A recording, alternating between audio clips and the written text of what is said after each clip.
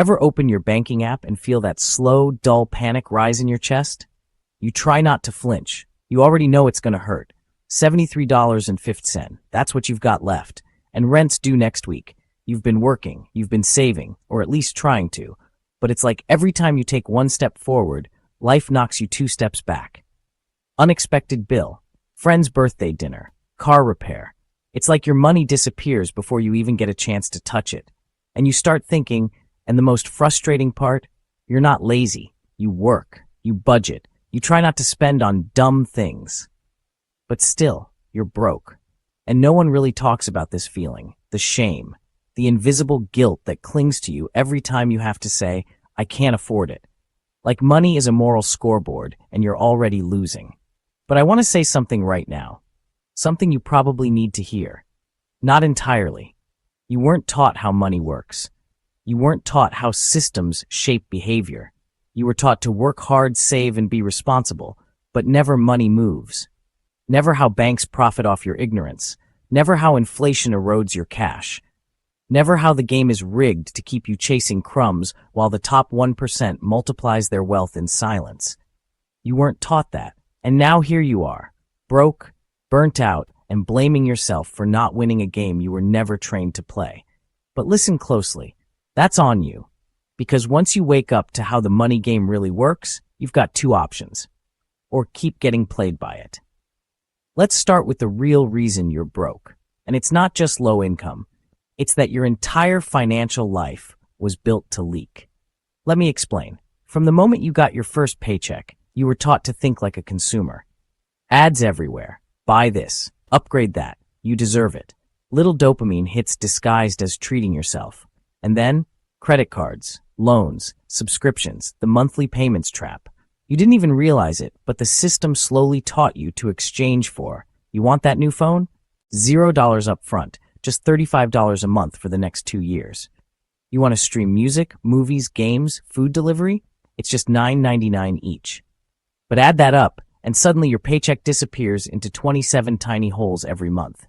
That's not a spending problem, that's a design problem. You've been wired to live on autopilot, and autopilot makes you broke. Every single time. And the worst part? School never prepared you for any of this. They taught you mitochondria is the powerhouse of the cell. They taught you how to label maps and solve for X, but they never taught you how to negotiate a raise, invest in stocks, build an emergency fund, or avoid predatory debt. You graduated knowing how to write a 5-paragraph essay, but not how compound interest works. So what happened? You learned money the hard way. Trial, error, pain. You took out loans you didn't understand. You signed leases you couldn't afford. You got hit with fees you didn't know existed. And now you're scared to even look at your finances because you feel like a failure. But you're not a failure. You're just uninformed. And that's fixable. Here's the hard part that nobody likes to say out loud. The system profits when you're broke. Your struggle is someone else's revenue. Banks love overdraft fees. Credit card companies love minimum payments. Payday lenders love desperation. You broke, because broke people don't have time to ask questions. Broke people take the first job, the first loan, the first offer. Broke people don't negotiate, they comply. And when you're living paycheck to paycheck, you're not thinking about generational wealth. You're thinking about surviving the week. That's not laziness. That's survival mode. And it's exhausting. But here's where the story changes, if you want it to. Because once you're the system, you can start bending it. You can stop being the product and start becoming the architect of your own financial future. And no, this doesn't mean grinding 20 hours a day or becoming some crypto bro yelling hodl on Reddit. It means relearning money. So let me show you what that looks like. 3 things: mindset, method, and movement. Let's start with, this is where most people fail, because they're still carrying money wounds from childhood. Maybe you grew up poor. Maybe money was always a source of stress or fights in your house. Maybe you were told rich people are greedy, or money changes you, or we can't afford that was the soundtrack of your childhood. That stuff doesn't go away. It becomes your identity. And when you subconsciously believe money is bad, or I'm not good with money, you wealth. Not because you're incapable, but because deep down you don't feel worthy of it. You sabotage yourself. You overspend when you get a bonus. You avoid checking your account. You stay small. So the first step to not being broke anymore? Rewrite the script. Stop saying I'm broke. Say, I'm rebuilding. Stop saying I can't afford it. Say, how can I afford it? This isn't toxic positivity. This is brain training. Money doesn't flow to people who hate it. It flows to people who respect it, understand it, and feel aligned with having more of it. This is the practical stuff. Most people don't need a raise. They need a system. So here's a basic framework that changed my life. 70-20-10. Live on 70% of your income. Save 20%. Invest 10%. I don't care if you're making $1,000 a month or $10,000. The percentages scale. And no, it won't be perfect. Some months you'll mess up. That's fine. The point is, you tell your money where to go, or it disappears.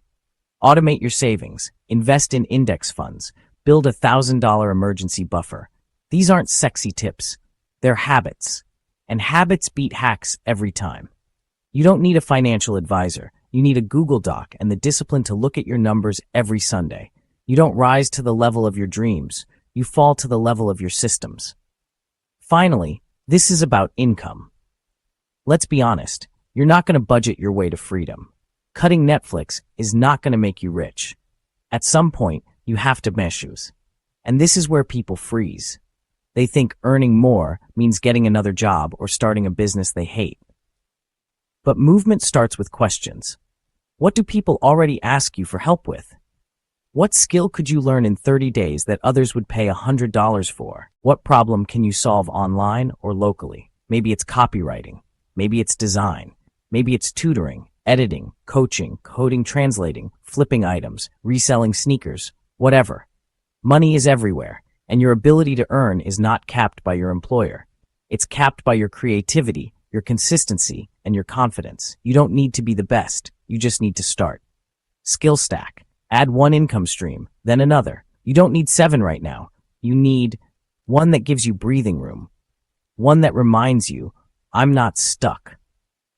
Look, I know this feels heavy. I know you might be watching this in your room, lights off, with that sinking feeling in your chest. Maybe you've got debt. Maybe you're behind on bills. Maybe your family depends on you. And every time you try to get ahead, something pulls you back. But hear me. You are not too late. You are not stupid. You are not doomed to stay broke. You are capable. You are worthy. You just need to start. Start with one uncomfortable truth, one boundary, one new habit, one new stream. You don't have to change your whole life overnight, but you have to decide that being broke is not your identity. It's a phase, and phases pass, but only if you move. Nobody's coming to save you. No magic check. No secret investor. No one is going to hand you financial freedom. But you can it. Quietly, slowly, relentlessly, brick by brick. You can be the first in your family to break the cycle. You can be the one who learns the game and changes the rules for everyone after you. But you can't do that if you keep pretending things will fix themselves. You have to look at your bank account. You have to ask the hard questions. You have to take back control. That's how you stop being broke. Not by hating yourself, not by blaming the system, but by waking up and choosing. And when you make that choice, that's when money starts to move differently.